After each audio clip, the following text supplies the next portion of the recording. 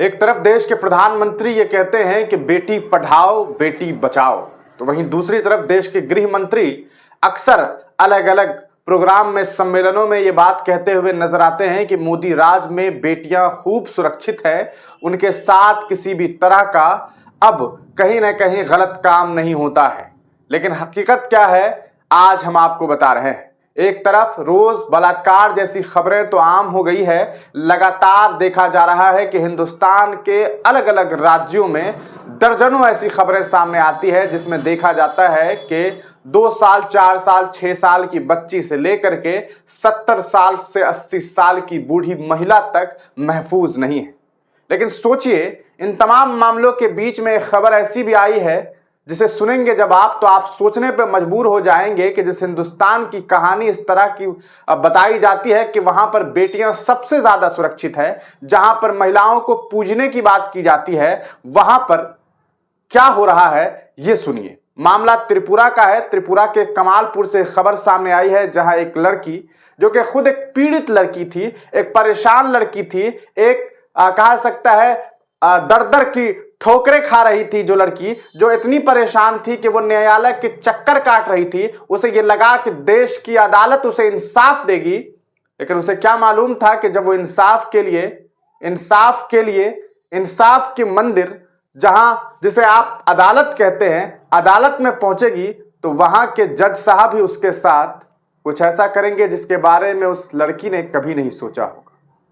जी हाँ, त्रिपुरा के कमालपुर में एक लड़की जब अपनी गुहार लगाने के लिए अदालत में पहुंचती है और जज साहब के सामने बयान देती है और कहती है कि उसके साथ क्या कुछ हुआ है, तमाम कहानी बताती है। इस दरमियान जज साहब के द्वारा उस लड़की को उत्पीड़ित किया जाता है और सेक्सुअल हरासमेंट किया जाता है, और ऐसी खबर सामने आई है। और यह खबर आज तक ने छापी है। हम आपको बताएं दोस्तों कि किस तरह से ये पूरा का पूरा मामला है और कैसे ये मामला जो है वो शुरू होता है। ये असल हिंदुस्तान की कहानी है। ये उस हिंदुस्तान की कहानी है जिसके बारे में देश के प्रधानमंत्री जी बहुत बड़ी बड़ी बातें करके कहते हैं कि हमारे यहाँ, हमारे राज्य में सब कुछ सही है। लेकिन हकीकत क्या है, ये देखिए कि त्रिपुरा के कमालपुर की एक अदालत में एक रेप पीड़िता के साथ, जी हाँ, रेप पीड़िता के साथ, जो कि खुद पहले से जिस बच्ची का रेप हुआ है उसके साथ यौन उत्पीड़न का सनसनीखेज वारदात तो सामने आया है। और ये वारदात किसी और ने नहीं बल्कि जज ने ही, वहां जज ने उसे गलत तरीके से छूना शुरू कर दिया। इसके बाद वो भागकर अपने पति और वकील के पास आ गई।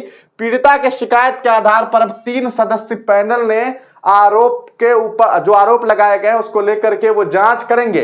अब आप खुद अंदाजा लगा लीजिए कि क्या हालात है कि जिस जज के पास इस सोच के साथ एक रेप उत्पीड़ित लड़की, एक रेप की जो विक्टिम है, वो लड़की जब गई, जब पीड़िता पहुंची, उसके बाद देखिए कि उसके साथ किस तरह का सुलूक हो रहा है। अदालत में जज साहब के द्वारा उन्हें यौन उत्पीड़न जो है उस महिला के साथ किया जा रहा है।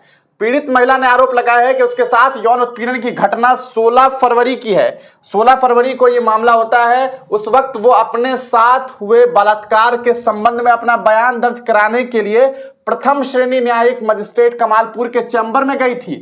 इस संबंध में उसने कमालपुर के अतिरिक्त जिला एवं सत्र न्यायाधीश को अपनी शिकायत दी। इसमें कहा गया है, मैं अपना बयान दर्ज कराने के लिए प्रथम श्रेणी न्यायिक मजिस्ट्रेट के चैम्बर में गई थी। मैं अपना बयान देने ही वाली थी, लेकिन उन्होंने मेरे साथ छेड़छाड़ शुरू कर दी।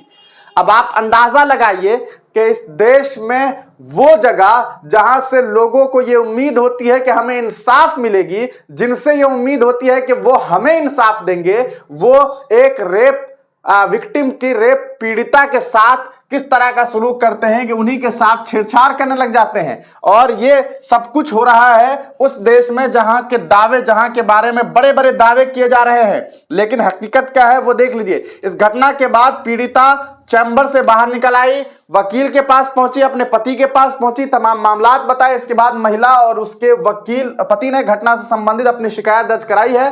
कमालपुर बार एसोसिएशन में एक अलग शिकायत दर्ज कराई गई है। एक सीनियर वकील ने रविवार को बताया कि धलाई डिस्ट्रिक्ट सेशन जज गौतम सरकार की अध्यक्षता में 3 जजों के पैनल ने इन आरोपों की जांच शुरू कर दी है। कमालपुर थाने में भी आरोपी जज विश्वतोष धर के खिलाफ लिखित शिकायत दी गई है। आरोपी जज विश्वतोष धर के खिलाफ लिखित जो शिकायत है वो दी गई है दोस्तों।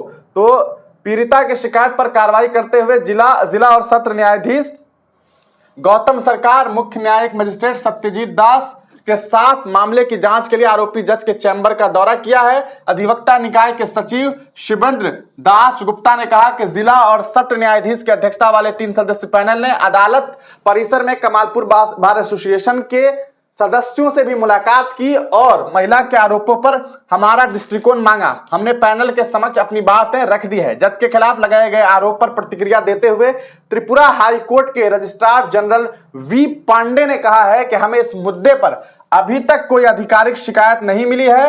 राज्य के अन्य लोगों की तरह मुझे भी इसके बारे में मीडिया से पता चला।